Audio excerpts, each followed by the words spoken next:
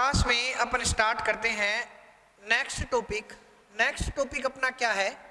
दर्पण। क्या है? दर्पण। दर्पण को इंग्लिश में क्या कहते हैं? मिरर कहते हैं। क्या कहते हैं? मिरर। दर्पण को इंग्लिश में क्या कहते हैं? मिरर। दर्पण कितने प्रकार के होते हैं? 2 प्रकार के होते हैं।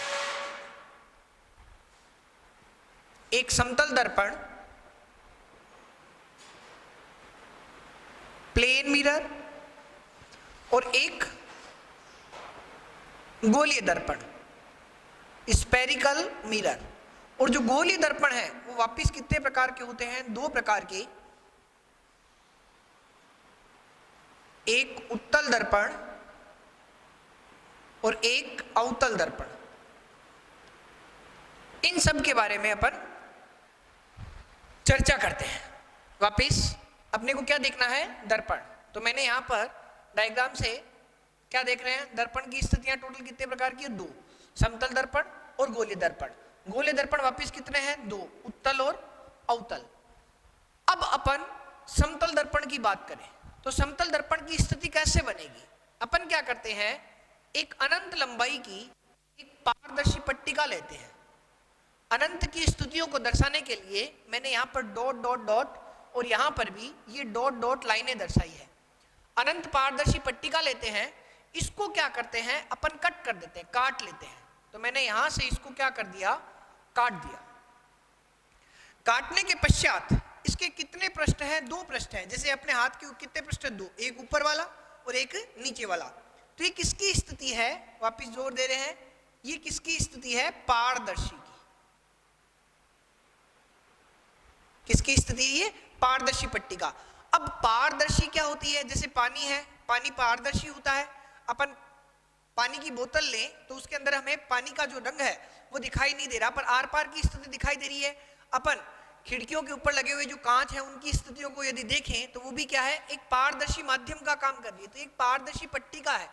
इस पारदर्शी पट्टिका के नीचे वाले भाग पर मैं क्या कर दूं? पॉलिश कर दूं। क्या कर दूं?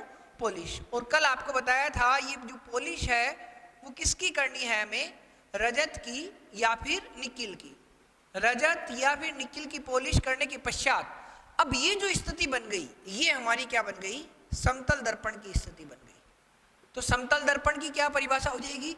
एक अनंत पारदर्शी पट्टिका है, उसको अपन ने क्या कर दिया? काट दिया।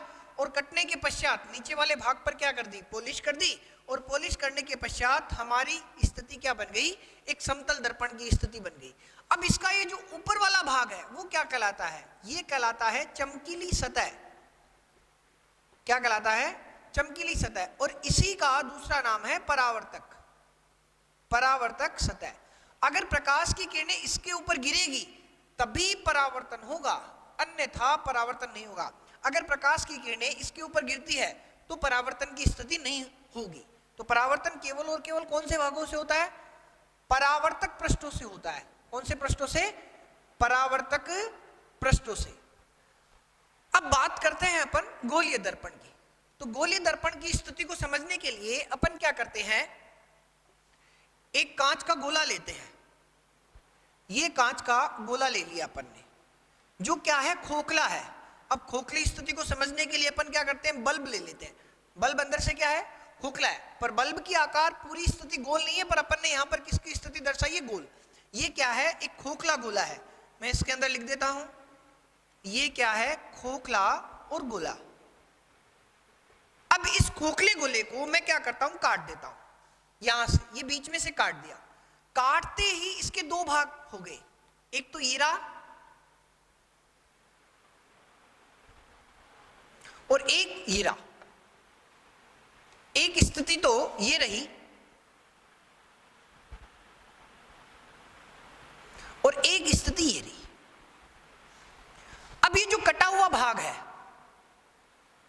ये जो कटा हुआ भाग है, इस कटे हुए भाग के या तो अंदर या फिर इस साइड क्या कर दें अपन?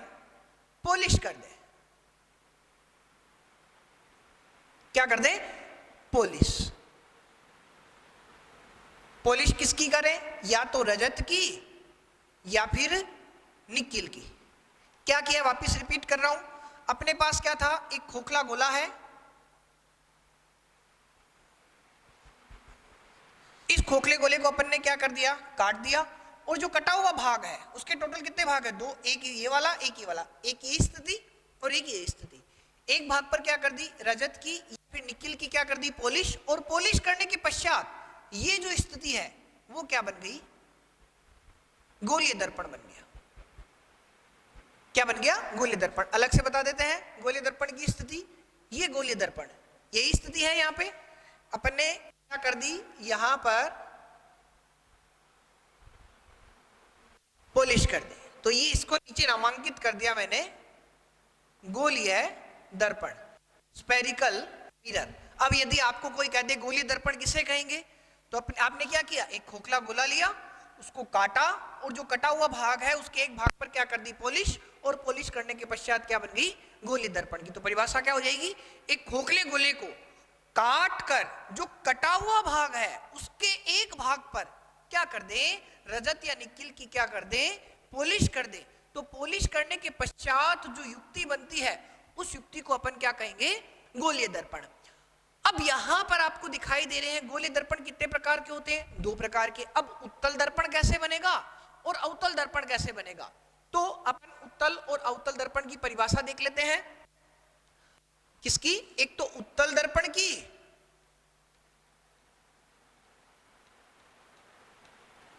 और एक अवतल दर्पण की।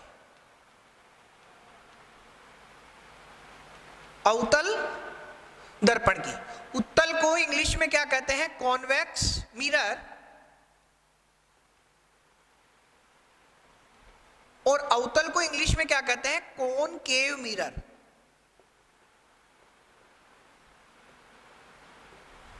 अब उत्तल दर्पण की स्थिति कैसे बनेगी, तो देखो बहुत सरल परिभाषा है, इसमें ही है।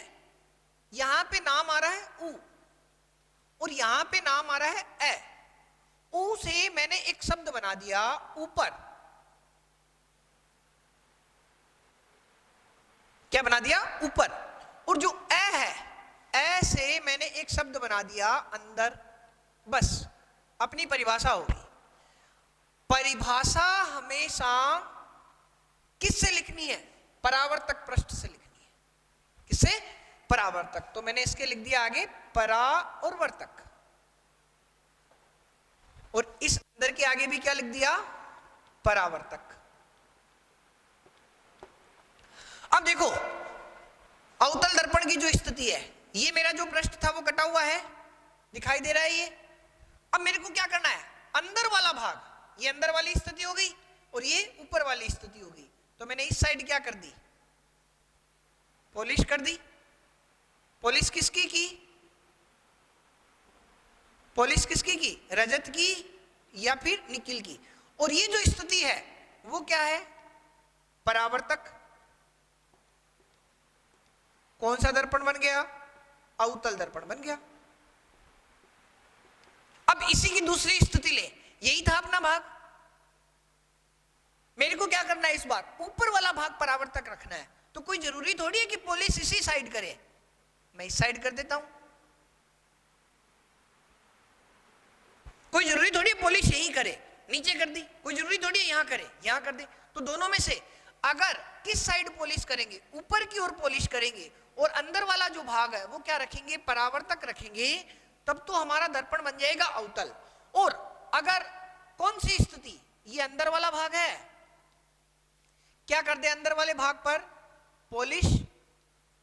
कौन सा भाग है ये, ऊपर वाला, ऊपर वाला भाग क्या है, परावर्तक।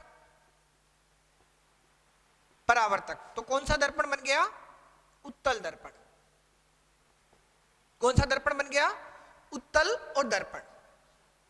तो हमारे पास टोटल कितनी परिभाषाएं हो गई, 4 परिभाषाएं हो गई।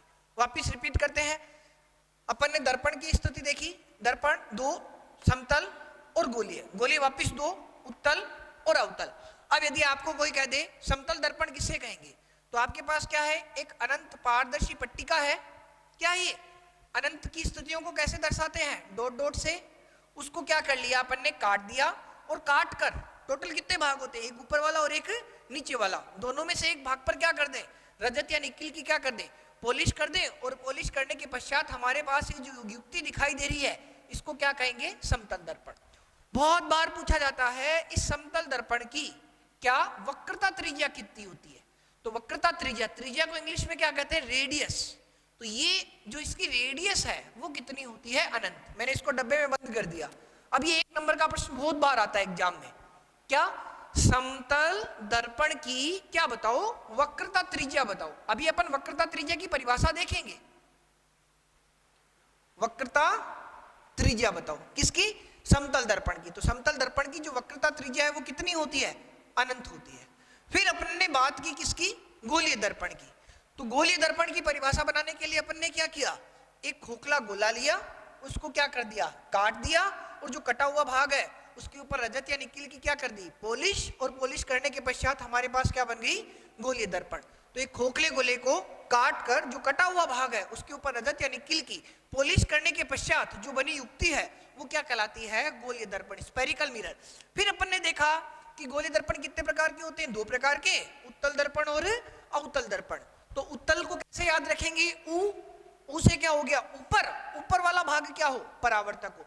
तो क्या परिभाषा बनेगी, ऐसा दर्पण जिसका ऊपर वाला भाग तो क्या हो, परावर्तक हो, और कौन सा भाग बच गया, कौन सा, अंदर वाला जो भाग है वो क्या हो, पॉलिश युक्त हो, क्या हो, पॉलिश युक्त हो, क्या कहलाएगा, उत्तल दर्पण कहलाएगा। वापिस, ऐसा दर्पण जिसका ऊपर वाला भाग क्या हो, परावर्तक, ऊपर वाला भाग क्या हो, परावर्तक, और अंदर वाला भाग क्या हो, पॉलिश युक्त, क्या कहलाएगा, उत्तल दर्पण। अब अवतल, ऐसे क्या शब्द बना दिया, अंदर, अंदर वाला भाग क्या हो, परावर्तक, बच गया कौन सा भाग, ऊपर, ऊपर वाला जो भाग है वो क्या कर दे अपन, पॉलिश। देखो पॉलिश कौन से भाग के ऊपर कर दी, ऊपर वाले भाग के ऊपर। तो परिभाषा क्या बन जाएगी, ऐसा दर्पण जिसका ऊपर वाला भाग पॉलिश युक्त हो और अंदर वाला भाग क्या हो, परावर्तक हो, कौन सा दर्पण कहलाएगा, अवतल दर्पण कहलाएगा।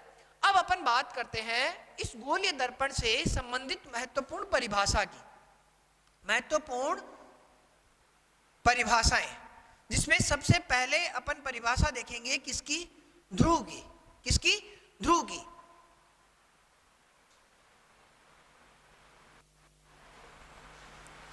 इंपॉर्टेंट यहां तक केवल कौन सी चीज है, समतल दर्पण की हमें क्या पूछी जाती है, वक्रता त्रिज्या पूछी जाती है।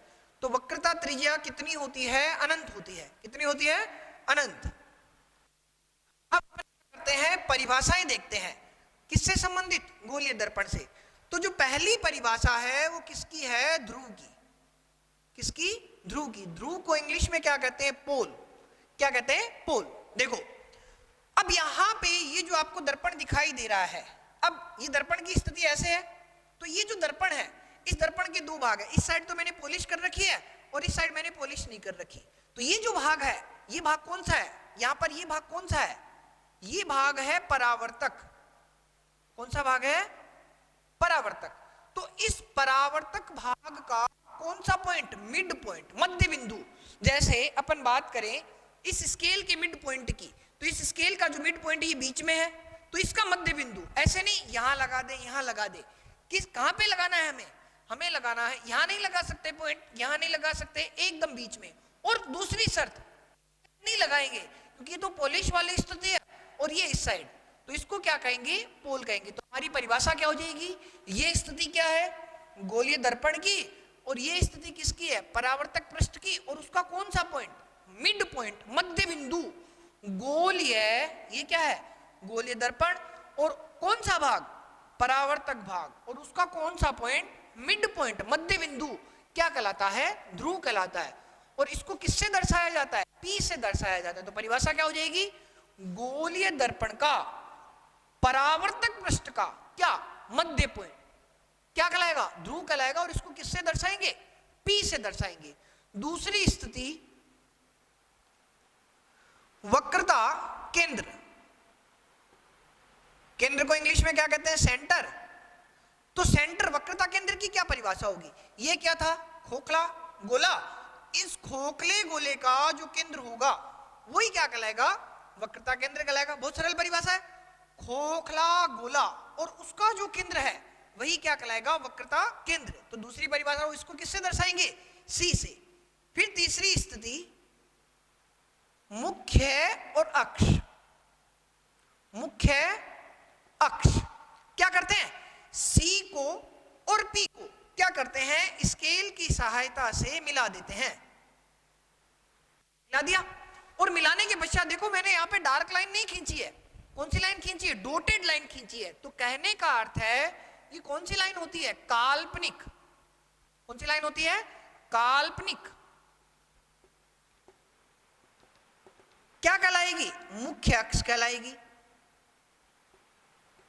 वापिस रिपीट करते हैं, ये क्या है सी, ये क्या है पी। सी और पी से गुजरने वाली कौन सी रेखा, काल्पनिक रेखा।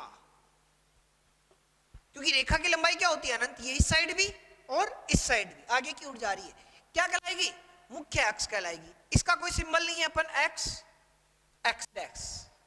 कितनी परिभाषाएं होगी, 3 हो गई, ध्रुव की, वक्रता केंद्र की और मुख्य अक्ष की। चौथी परिभाषा अपन देखते हैं किसकी, फोकस बिंदु की।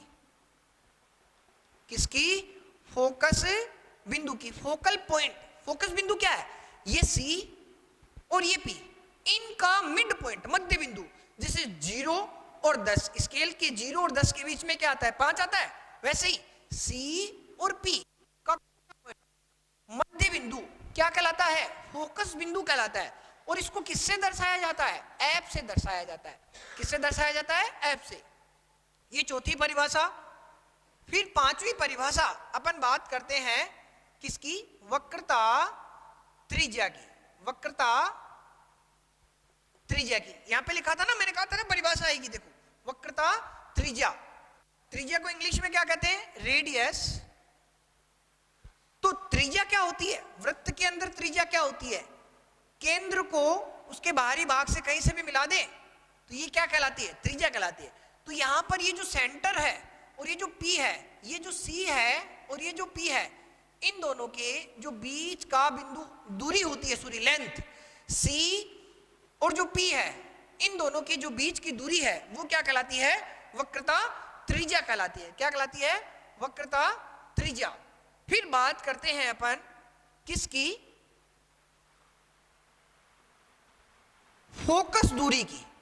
किसकी, फोकस दूरी की। तो फोकस दूरी क्या होती है, या तो आप ये कह दो C और F, इन दोनों के बीच की दूरी, C और F इन दोनों के बीच की जो दूरी होगी वो क्या कहलाएगी, फोकस दूरी कहलाएगी। या आप ये कह दो F और P की जो बीच की दूरी होगी वो क्या कहलाएगी, फोकस दूरी। इसको किससे दर्शाया जाता है, स्मॉल f से। और इसको किससे दर्शाया जाता है, कैपिटल F से। ये आपकी क्या होगी, फोकस दूरी। वापस रिपीट कर देते हैं, अपन ने टोटल कितनी परिभाषाएं देखी, 6 परिभाषा देखी। सबसे पहले ध्रुव। ध्रुव क्या होता है, ये क्या है, गोलीय दर्पण। और इस गोलीय दर्पण का कौन सा भाग, परावर्तक जो पृष्ठ है, पॉलिश वाला नहीं, परावर्तक, उसका कौन सा पॉइंट, मिड पॉइंट। अगर गलती से आपने P यहां दर्शा दिया तो ये स्थिति गलत हो जाएगी। किस साइड दर्शाना है, अंदर की ओर।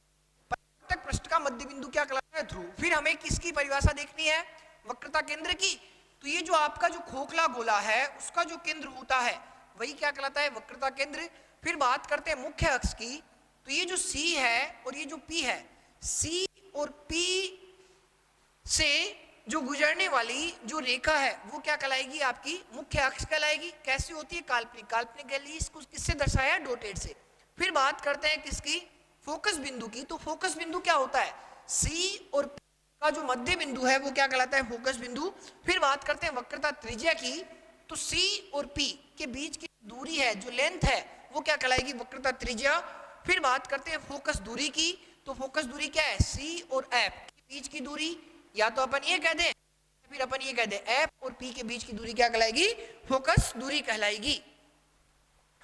अब अपन कल की क्लास में क्या देखेंगे, कल की क्लास में अपन चिन्ह परिपाटी देखेंगे। क्या देखेंगे, चिन्ह परिपाटी।